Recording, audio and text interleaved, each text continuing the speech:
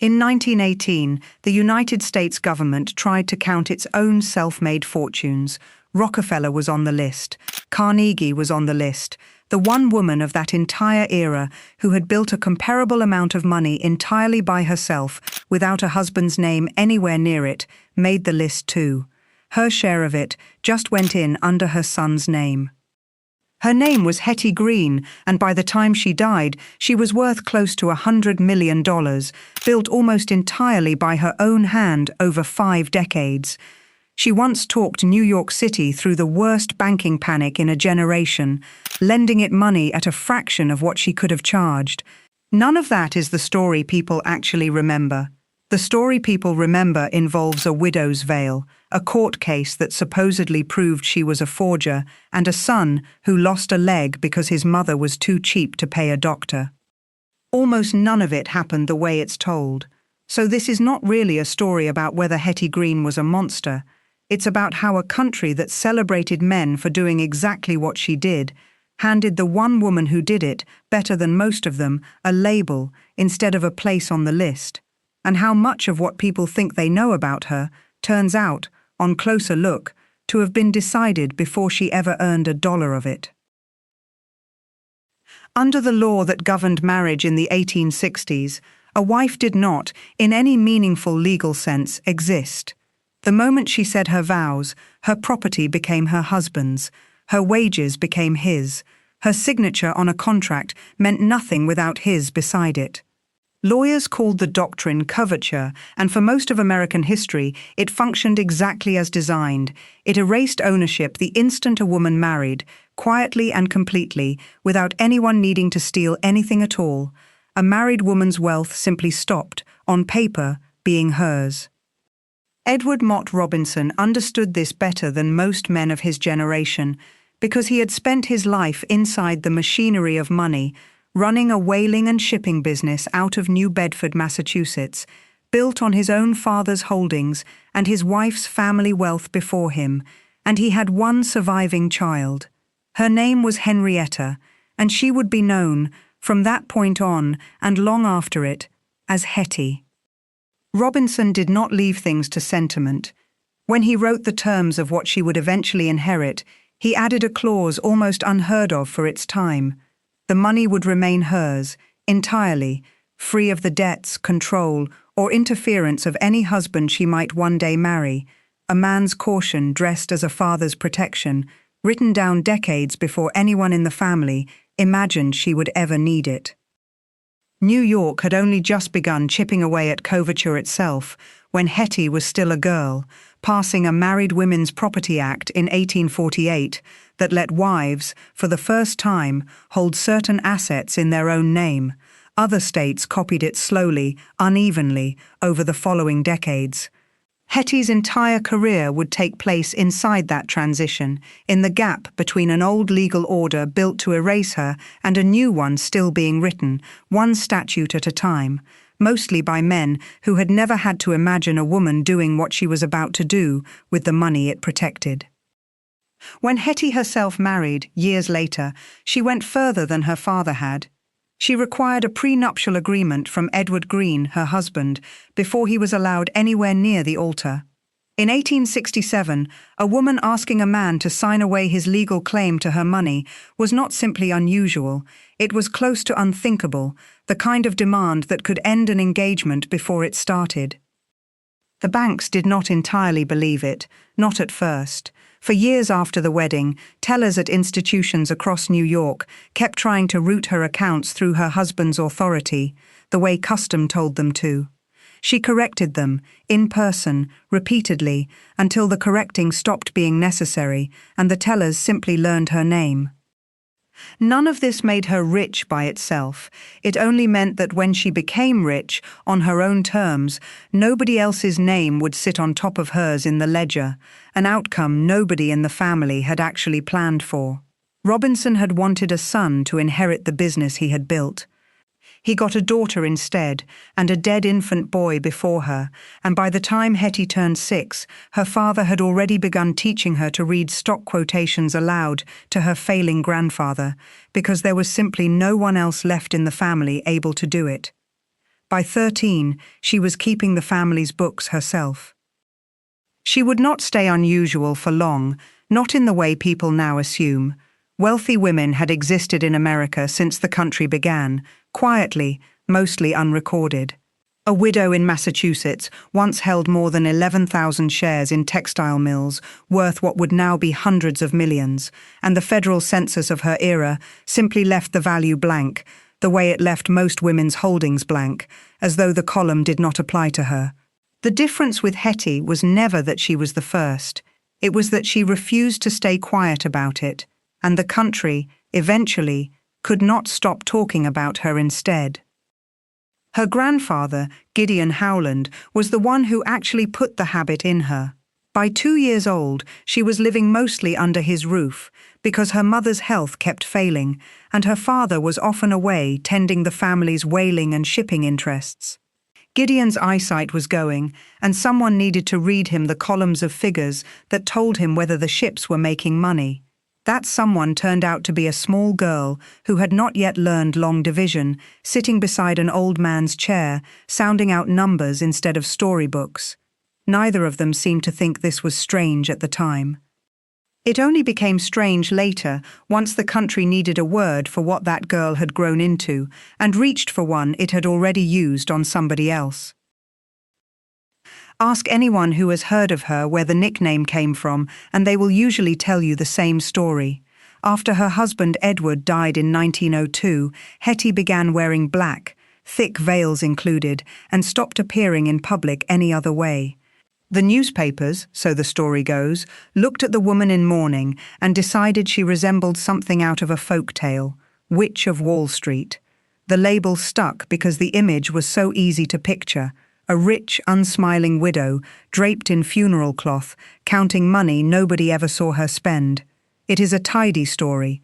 It also does not survive a look at the newspapers themselves.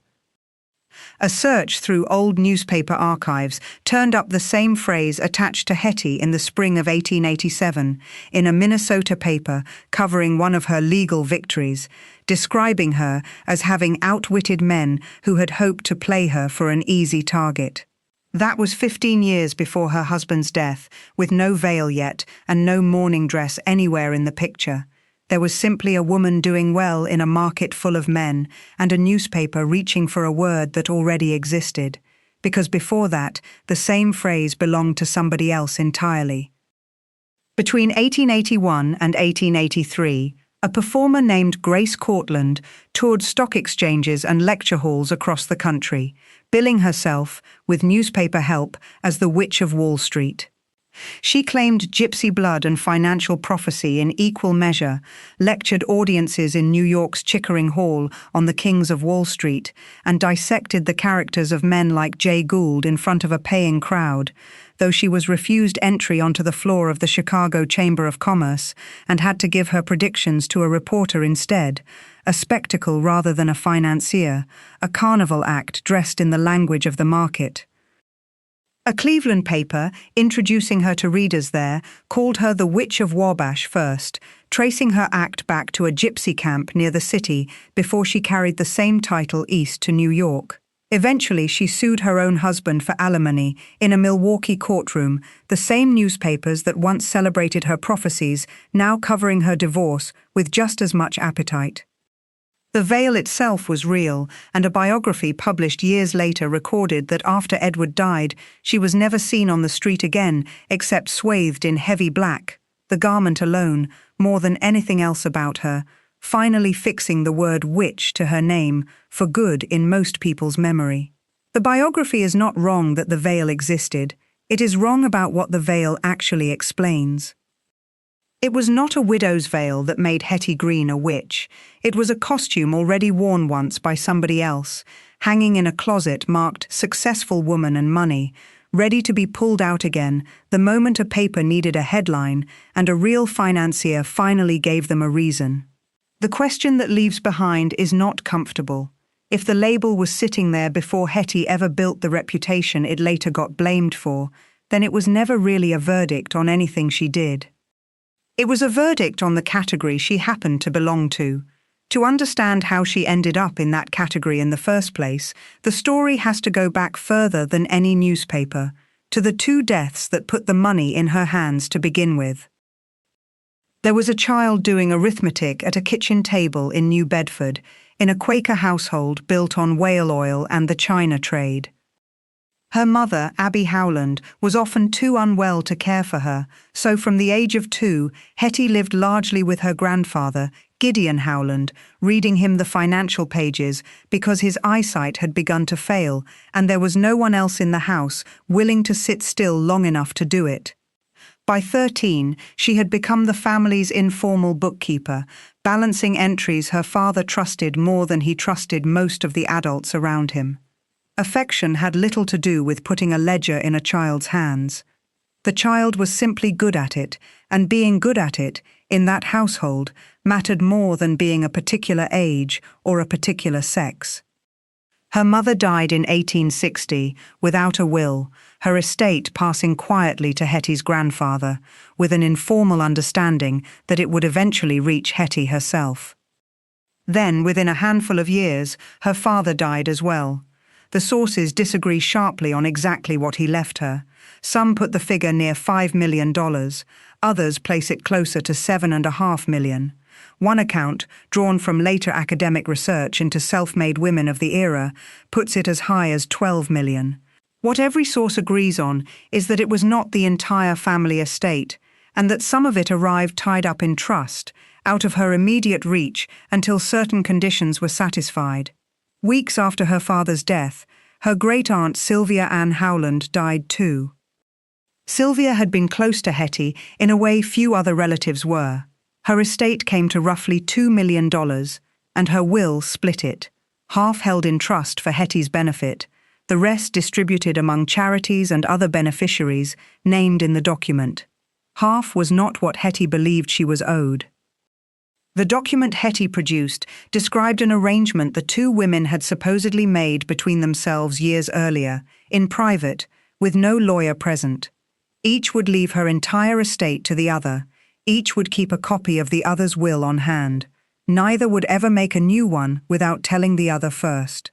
The second page, in Hetty's handwriting, explained why such an old and private promise needed defending now. Sylvia, it said, feared that the people caring for her in her final illness would take advantage of her weakened state and pressure her into signing something new. She wanted her niece to have proof, just in case. It was, on its face, an act of devotion between two women who trusted each other completely. Nobody else in the family had ever laid eyes on that second page before Hetty produced it. The executor of Sylvia Howland's estate, a man named Thomas Mandel, looked at that second page and called it exactly what it appeared to be, a forgery. Hetty did not simply accept the accusation and walk away. She filed an equity suit in federal court, seeking what lawyers call specific performance, essentially asking a judge to force the estate to honor the earlier agreement as though it were a binding contract between two women who had shaken hands on it years before either of them expected to need it. What followed became one of the strangest court cases of the century, not because of what it ultimately decided, but because of how hard it tried to decide it. The defense brought in chemists, engravers, bankers, and handwriting experts, all willing to swear that the disputed signature was too perfect a match to the genuine one to have been written naturally. Sylvia's signature had 30 distinct downstrokes, small variations in pressure that no two handwritten signatures ever repeat exactly the same way.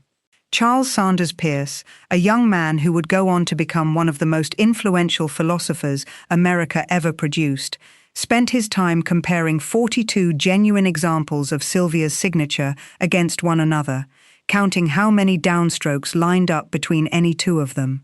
On average, about 6 out of 30 matched. Then Benjamin Peirce, his father and a Harvard mathematician, took the stand. He told the court that the odds of 2 genuine signatures matching in all 30 downstrokes, the way the disputed will's second page matched the genuine first page, worked out to roughly 1 in 2 sextillion, 666 quintillion. So vast an improbability, he told the court, is practically an impossibility. Such evanescent shadows of probability cannot belong to actual life. It was, as far as anyone can tell, one of the first times an American court heard statistical evidence presented at all. And in the end, none of it mattered. The judge, Nathan Clifford, dismissed the case on a technicality that had nothing to do with signatures or downstrokes. Massachusetts law at the time barred anyone who had made a contract with a person now dead from testifying, in their own defense, in a suit against that person's estate, and since Hetty could not take the stand under that rule, the judge ruled that what remained of her case simply was not enough on its own to stand. The jury never deliberated on whether the signature was forged. Nobody, to this day, was ever legally found guilty of anything in that courtroom. That is not the story most people repeat.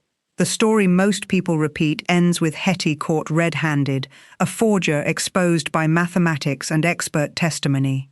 The actual record, sitting in a federal archive under the case name Robinson versus Mandel, says something considerably less satisfying. The court never ruled on the forgery question at all. What it does not erase is what happened afterward. 2 years later, in 1870, Hetty accepted a settlement of $600,000, placed in trust, to end the dispute for good. If the case against her had truly been nothing but a legal technicality, there was no obvious reason to stop fighting for the rest of what she believed was rightfully hers. She had the money and the lawyers to keep going, and by her own account, she had done nothing wrong in the first place. She settled anyway, and quietly, at that. Whatever certainty she carried into that courtroom, she did not carry it back out the same way. An account written decades later, drawing on the case files and the family's own recollections, describes the trial dragging on for 5 years before the settlement finally closed it. 5 years of chemists and engravers and handwriting experts, of one of the country's most respected mathematicians, testifying to odds nobody outside a courtroom would ever need to calculate, of a niece and a dead aunt's estate, locked in a fight that both sides had every reason to want finished. When it ended, nothing had actually been proven in either direction, and everyone involved simply agreed to stop paying lawyers to keep not proving it. While the Howland case dragged through the courts, Hetty married. Edward Henry Green was a Vermont businessman, several years older than her, wealthy in his own right, and willing to sign the prenuptial agreement she required before the wedding took place. The couple fled to London soon after, partly to escape the fallout of the will case, partly because Hetty's own relatives were, by then, quietly discussing whether she ought to be indicted for forgery herself, a possibility serious enough that the newlyweds waited out the statute of limitations an ocean away before returning home. A criminal indictment was a different order of danger than a civil dispute over an inheritance. A civil case could cost her money. A criminal one could cost her freedom, and no settlement, however large, would have bought that back once a jury returned a verdict.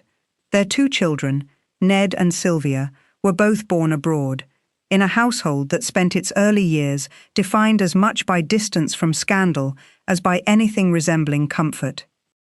While in London, Hetty put her own money to work, buying greenback notes at a time when more cautious investors distrusted a currency still recovering from civil war.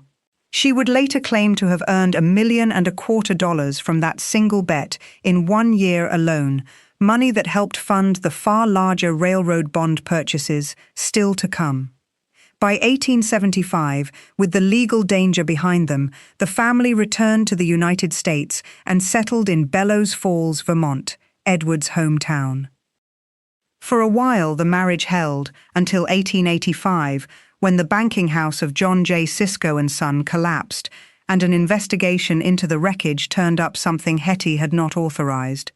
Edward had been quietly using her holdings as collateral for speculation of his own, risking money that had never once belonged to him.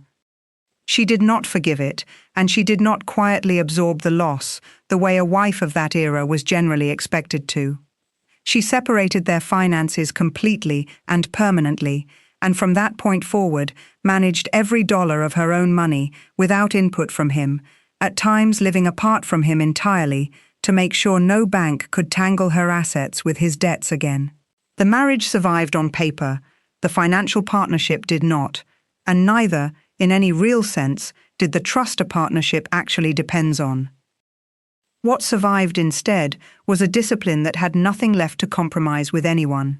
No husband's judgment to weigh against her own, no shared account for someone else to quietly borrow against. She had already learned, at 50, what it cost to let a man she trusted anywhere near her ledger, and she never let it happen again. By then, being that visibly rich and that visibly alone had its own costs. Rumors circulated for years that she carried enormous sums of cash and bonds with her in an old handbag, and whether or not the sums were exaggerated, she came to believe the stories put her in danger. She kept a pistol close and at times a bodyguard nearby, unwilling to walk certain streets alone after dark. "I am able to manage my affairs better than any man could manage them," she said once, "and what man has done, women can do." 22 years after the Cisco collapse, that same discipline would put her in a room full of the most powerful financiers in the country, the only woman any of them needed. By 1907, Hetty had spent decades converting real estate and speculation into something steadier: cash, government bonds, mortgages, the kind of holdings that did not evaporate the moment a market panicked. She told a reporter afterward that she had seen the crisis coming well before it arrived, that the wealthiest men on the street had been showing every sign of overreaching for months, unloading palatial residences and automobiles to anyone still willing to buy them. The panic itself started small, the way most of them do. A failed attempt to corner the copper market brought down the men behind it within days. The bank that had backed their scheme collapsed with them. Within a week, one of the city's largest trust companies, the Knickerbocker, was forced to suspend business entirely as depositors lined up outside demanding their money back, and the fear spread outward from there, bank to bank, city to city, faster than anyone could contain it. When the panic finally hit, she was ready in a way almost nobody else on Wall Street was. Months before the worst of it, she lent the city of New York $4.5 million against short-term revenue bonds. At the height of the crisis itself, she lent another $1,100,000 at 6% interest, when she could easily have demanded far more from a city with nowhere else to turn. "Those to whom I loaned my money got it at 6%, she said afterward. "I might just as easily have secured 40. "Never in my life," she told a reporter on another occasion, "no matter what has been said against me, have I practiced usury, and no one knows it better than the wealthy men who have had business dealings with me." By her own telling, the men who came to her that autumn were some of the most respected names on the street, men who had spent years treating her as a curiosity rather than a peer, arriving now with palatial homes and automobiles they were suddenly willing to sell for whatever cash could be raised. She watched them come, already holding the money they needed. Very few of them, before that October, would have described the arrangement as one where she held the advantage. What almost nobody knew at the time, what only came out after her death, when her son finally spoke about it publicly, was that she had also quietly lent $6 million across the state of Texas that same year, propping up businesses and individuals who never once made the newspapers. She did all of this from a desk she did not own, inside the Chemical National Bank, because she kept no office of her own. She moved between rented rooms in Hoboken and Brooklyn, changing addresses often enough that no single city could ever pin down where she actually lived, and with it, where she owed a full year of property tax. By her own account, the money saved was almost beside the point. What mattered more was never letting anyone, city assessor or bank clerk, decide for her what she owed and to whom. "Wall Street is no place for a woman," she once said. "I try to steer clear of it, and I never buy industrials.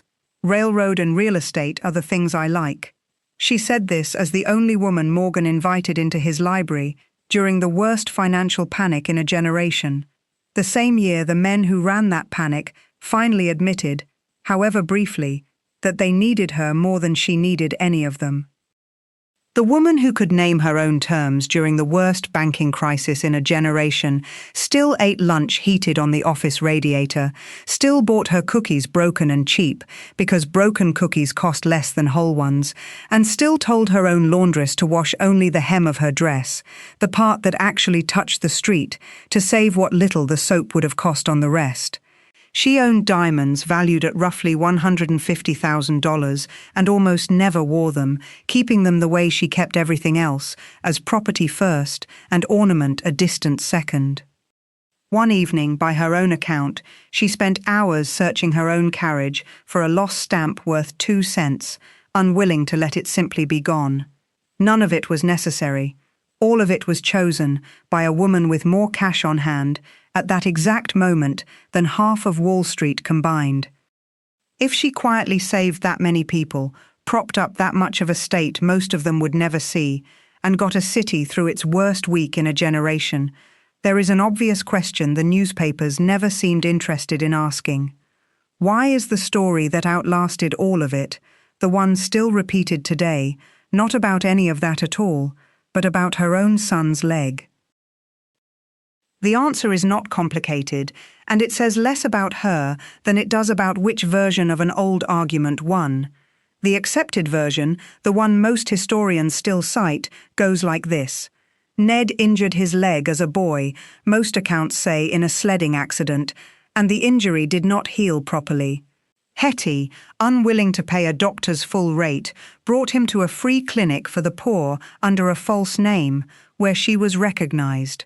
Rather than pay what the recognition would now cost her, she took him home and treated the wound herself, and it worsened over time until, eventually, the leg had to come off. That version first appeared in a 1930 biography, written with enough reconstructed dialogue that even its own reviewers noted parts of it had clearly been dramatized, rather than reported firsthand. 4 years later, it reached Hollywood in a picture so worried about a lawsuit from Hetty's still-living heirs that the studio changed the main character's name entirely. They kept the free clinic scene exactly as written.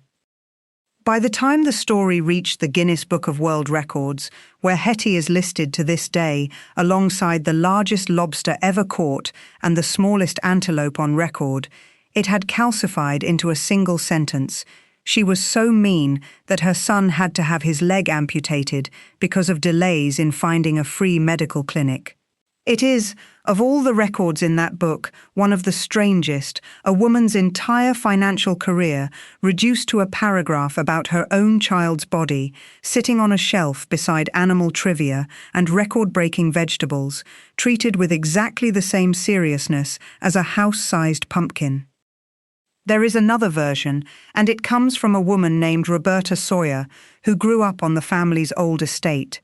She told a local newspaper in 2001 that Hetty's own daughter used to tell it differently, that Hetty spent 3 days searching for any doctor willing to try saving the leg before finally agreeing to the amputation, not avoiding treatment but hunting, without success, for an alternative to it. A separate account, published years later by an institution devoted to financial history, goes further still.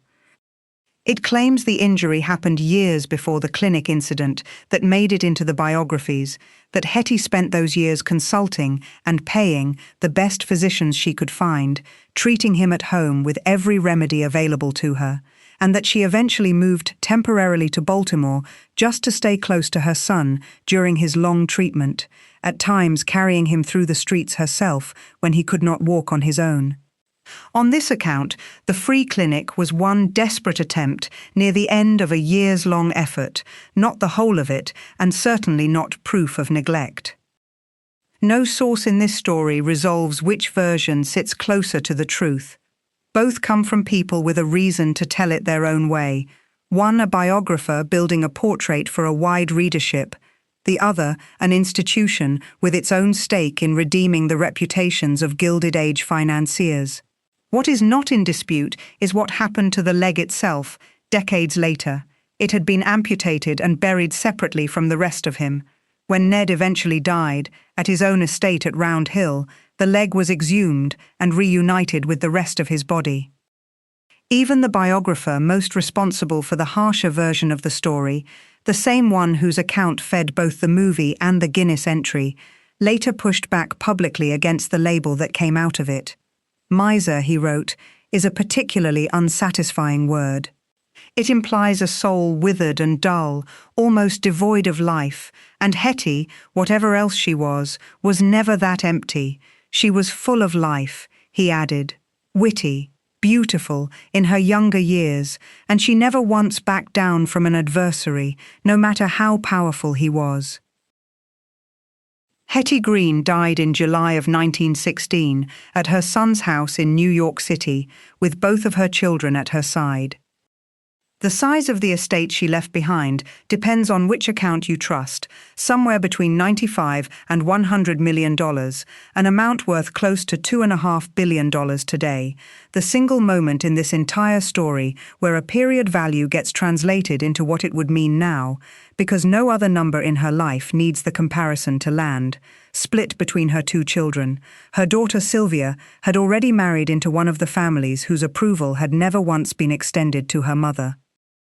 In 1909, Sylvia married Matthew Astor Wilkes, joining, by marriage, the same New York society that spent decades treating Hetty herself as an outsider who happened to have money nobody could ignore. Her son took a different kind of inheritance forward. He used part of it, in the years after her death, to help fund one of the country's earliest experimental radio stations and to bankroll electromagnetic research at MIT that eventually produced the Van de Graaff generators, now on public display at Boston's Museum of Science, a use of money his mother would almost certainly have found frivolous. 2 years after her death, Forbes surveyed the wealthiest industrialists in the United States, the men who had built the great estates of the age. Rockefeller was there, and so were Carnegie, Henry Frick, and Henry Ford. 3 women made that same list, and every one of them was there by marriage. The widow of a railroad man, the widow of a financier, the widow of a third estate built entirely by somebody else's husband. Not one of them had built anything herself. Hetty Green was not among the 3. And yet, in a sense, she was still on that list, because her son Ed appeared on it, under his own name, most of his money traced directly back to what she had built decades earlier, one careful decision at a time, one loan at a time, one refused indulgence at a time. She was the only woman of her era who built a fortune of that size without a husband's name behind it. The record did not read her name at all. It read her son's. And when the country finally sat down to count the self-made wealth of its age, the one entry that belonged, in every meaningful sense, to a woman went into the official record under her son's name instead. While the government's own paperwork forgot her, the rest of the world could not stop borrowing her name. For decades after her death, and even before it, newspapers reached for the same shorthand whenever another woman built wealth on her own. They called Evelyn Tome, who ran 2 national banks in Maryland, that state's Hetty Green. They called Lucy Farnsworth, the self-made millionaire who endowed an art museum in her will, Maine's Hetty Green. Sarah Josephine Bent, an active stock trader and associate of the financier Morgan, became the Bronx's Hetty Green. In Alaska, a Native woman known publicly as Princess Tom, the first Native American woman on record to become a self-made millionaire, was called the Hetty Green of the North, a paper noting that her trading instinct rivaled anything shown by the great male speculators of the day. In Los Angeles, in Michigan, in Cuba, other women who built and guarded wealth of their own were handed the same title, the same borrowed name, whether they had ever heard of the original woman or not. The label reached further than the country that invented it. Newspapers in Japan described at least 2 different women, Kiyo Minejima and Kin Seno, both bankers, both self-made, as their own nation's Hetty Green, and one American business paper went so far as to call another Japanese businesswoman, Yone Suzuki, whose holdings eventually spanned cotton mills, canneries, and a fleet of over 100 ocean liners, the Japanese Rockefeller. It might have been more accurate, one modern historian has since argued, to call Hetty Green the American Yone Suzuki and not the other way around. She was never entirely alone in this, even in her own country. A widow in Chicago named Ada Sawyer Garrett built a portfolio worth more than $6 million out of real estate and loans, then lived out her last years in a cheap room beside a noisy elevated railway, subsisting on sandwiches and tea while quietly funding a mission that sheltered 150 homeless people. A cattle baroness in Texas named Henrietta King ran a ranch larger than the state of Delaware, and newspapers of the day called her, without apparent irony, probably the richest woman in the United States, not excepting Hetty Green herself. None of these women knew each other, most of them never met. The newspapers simply kept reaching for the same one name whenever a woman's money got too large to explain any other way. More than 1,000 newspaper articles over the course of her life tried to capture some sliver of who she was, in headlines that barely needed her full name anymore, things like Hetty Green not ill, or poor Hetty Green, or tax dodging with Hetty Green. One headline reported, with apparent seriousness, that her dog had its own bank account. Her name traveled far enough to turn up inside fiction as well. One short story writer of the period wrote a young woman haggling over rent, protesting that she was not Hetty, even if she happened to look green. Readers were expected to get the joke without any explanation at all, which meant, by then, that they already did. In 1887, the same year her nickname first surfaces attached to her in the archives, the Los Angeles Times observed that this was an age not only of millionaires, but of millionairesses as well. She built the fortune, then lost the credit for it in her own country's official record. She kept the name anyway, whether she wanted it or not, stamped onto strangers on 3 continents who never met her and never asked to carry it, from a bank office in the Bronx to a trading house in Kobe. None of this happened in a vacuum. In 1891, tax records in New York City alone counted 40 women millionaires. By 1917, that number had grown nationally to 432, 6.5% of the country's millionaires altogether, and federal census forms had spent most of that time simply leaving the wealth of married women blank on the page, as though the question did not apply to them at all. Hetty Green built her holdings inside that blank space, and then well beyond it, on her own terms, using the one loophole her father had thought to write into a will, decades before most other daughters in America had that kind of protection written down anywhere. She did not do it quietly, and she did not do it modestly, and both of those facts made her easier to punish than a woman who had simply stayed invisible. The 40 women counted as millionaires in New York in 1891 mostly stayed out of the papers. Hetty never had that option, and by the end, she seemed to have stopped wanting it.